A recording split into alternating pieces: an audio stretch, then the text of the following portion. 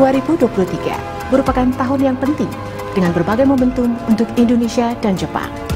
Selain merayakan 65 tahun hubungan diplomatik kedua negara, 50 tahun persahabatan dan kerjasama ASEAN-Jepang, negara matahari terbit juga menjadi pemimpin G7 dan Indonesia memegang tanggung jawab sebagai Ketua ASEAN 2023.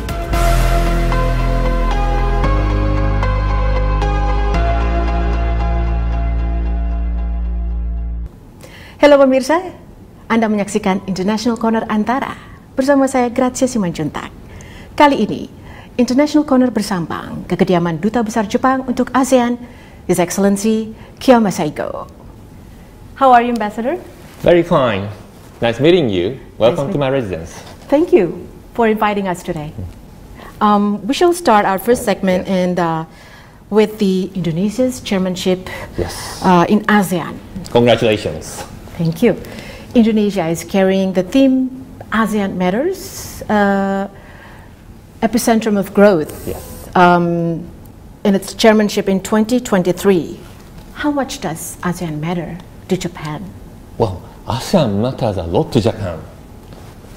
Prime Minister Kishida said in January this year in his policy speech in Washington, D.C., that Southeast Asian countries are the closest and most crucial partners for Japan.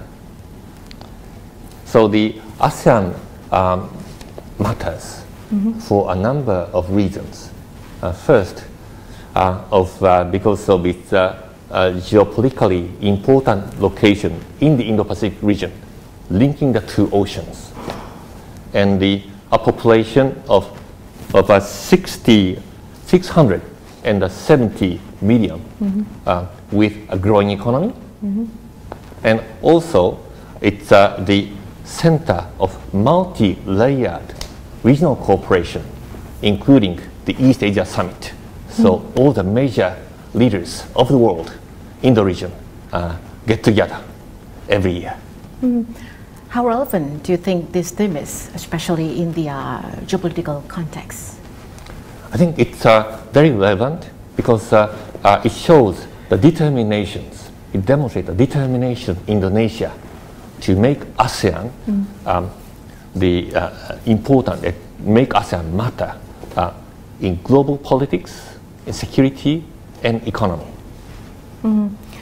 Now, how Japan will support and cooperate with the three priority issues carried by Indonesia in the ASEAN chairmanship, which include recovery and rebuilding, digital economy and sustainability.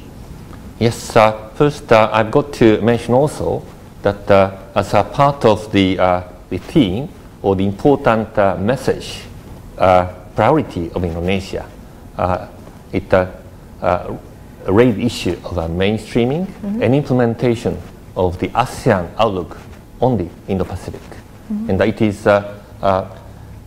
a quite effective way to enhance peace, rule-based order, peace and prosperity in this region. So I've got to add that. And talking of the ways for Japan to support all those major issues, I think our Prime Minister Kishida already made a strong commitment to contribute to supporting ASEAN or working with ASEAN in a number of important areas.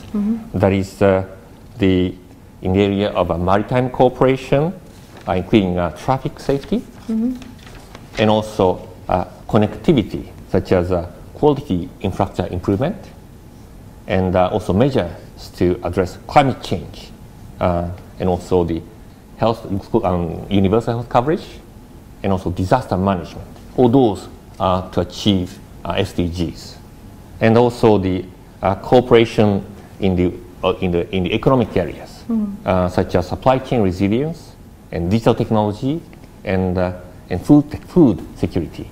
And we must also emphasize the importance of zero emission. And Prime Minister Kishida said that Japan will promote the vision and cooperation for the Asia zero emission community. All right. In regard to those priorities there, Yes. Are there any specific issues that you think should be put forward by Indonesia during its ASEAN chairmanship? Yes, I think rightly Indonesia took up the very important initiative of the implementation and mainstreaming of a ASEAN outlook on the Indo-Pacific. That is a cross-cutting cooperation initiative in stretching the areas of maritime cooperation and connectivity and the SDGs and economic and other areas of cooperation.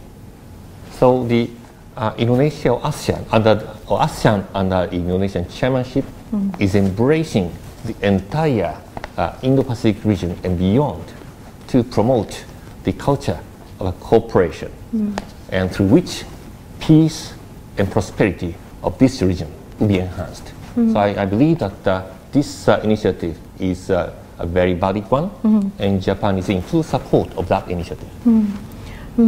Last thing for this segment, Mr. Ambassador, what are your expectations in terms of concrete results from this year's ASEAN chairmanship? Concrete. Well, I think probably, as I said, this implementation and mainstreaming of this cooperation, so to the Indo-Pacific Cooperation, AOIP, will be the concrete development and outcomes based on which the security and prosperity will be enhanced. Okay. Thank you so much, Mr. Ambassador. Yes.